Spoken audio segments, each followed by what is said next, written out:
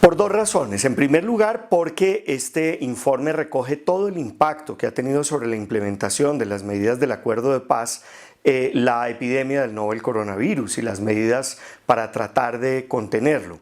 Y además, porque también tiene en cuenta cómo pudo haberse llegado a afectar en materia de gasto, en materia fiscal, con todas las medidas que ha habido por la recesión desde el año pasado, la implementación del Acuerdo de Paz. Entonces es un informe que recoge esos dos impactos y nos dice qué tanto se ha comenzado a afectar la implementación en esos dos sentidos.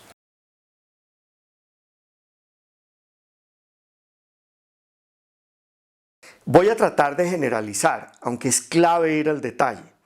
Pero lo primero es que la epidemia del coronavirus ha tenido un impacto retrasando muchas áreas de implementación.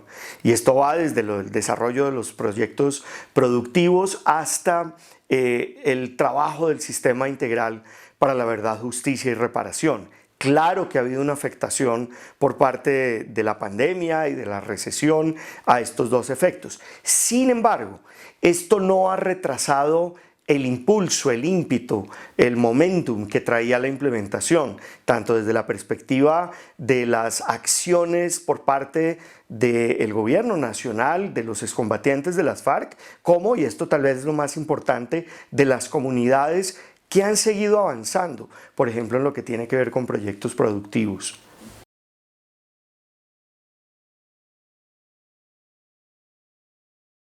Yo diría que el reto más importante es que no se vaya a afectar la asignación de recursos, tanto los del gobierno nacional como de las entidades territoriales y de la cooperación internacional, para mantener el avance en la implementación.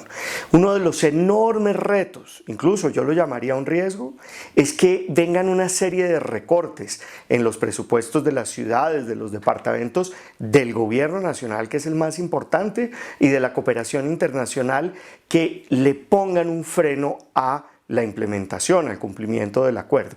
Y en segundo lugar, mantenemos la preocupación por el reto enorme que es el deterioro de las condiciones de seguridad para los líderes sociales, las lideresas sociales, los activistas de derechos humanos, los líderes en materia de sustitución de cultivos ilícitos y restitución de tierras, que están afectando o siendo afectados gravemente por la inseguridad, al igual que los excombatientes de las FARC, cuya muerte ya cuenta los más de 280.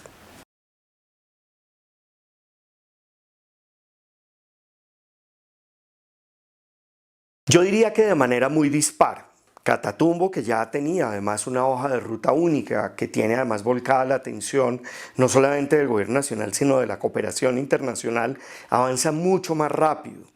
Las regiones de Pacífico Medio y sur de Córdoba, donde hay digamos un estudio detallado por parte de la Secretaría Técnica, van mucho más lento, en particular Pacífico Medio, que no tiene ni siquiera su hoja de ruta única.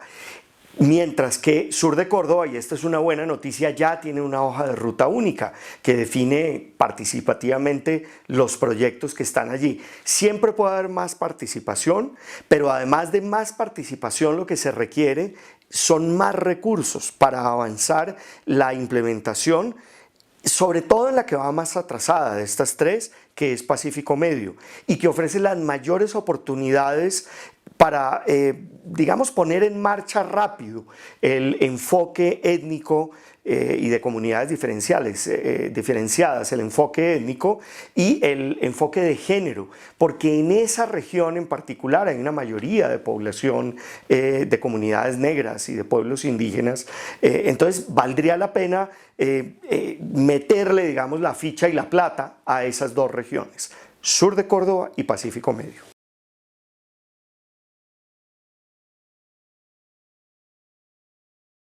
Yo diría que una multiplicidad de factores. En primer lugar, el primer impedimento es la dificultad para hacer los ejercicios de participación, que ya de por sí eran limitados en medio de una pandemia. Pero además en regiones que son difíciles en términos geográficos, y en el caso del sur de Córdoba, es muy difícil en términos de seguridad.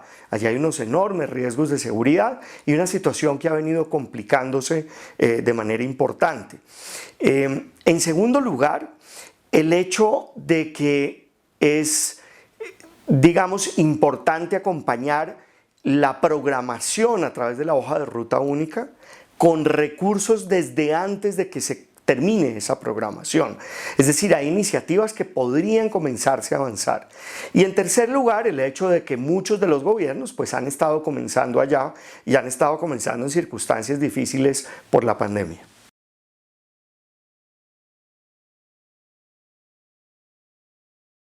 Hay un punto muy importante y es que pese a que estamos en una situación, pasando por una situación fiscal muy difícil, no solamente porque hay una recesión que reduce los recursos del gobierno nacional y de los gobiernos locales, también estamos pasando por una situación en la cual hay una asignación con énfasis hacia medidas de orden sanitario y de salud pública.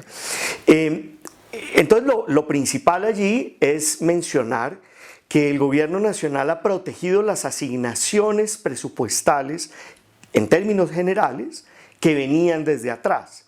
Hay recomposición en asignaciones, que yo invito a que se lea el informe en detalle porque hay algunas áreas de implementación que han perdido muchos recursos, otras que los necesitaban no los recibieron. Pero en términos generales, el gobierno nacional en particular ha mantenido la asignación de recursos que venía de la programación del Plan Marco de Implementación. Eso es lo primero.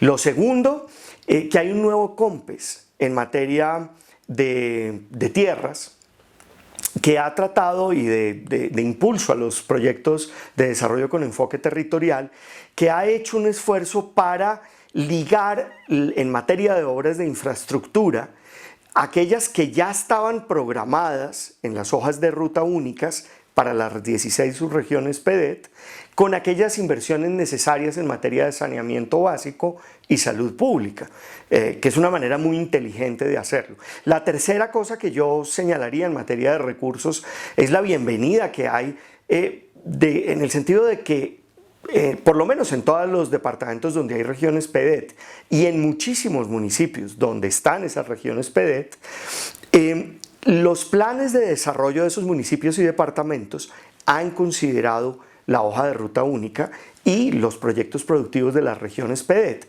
Eso es muy importante. Ahora falta que le pongan plata a eso.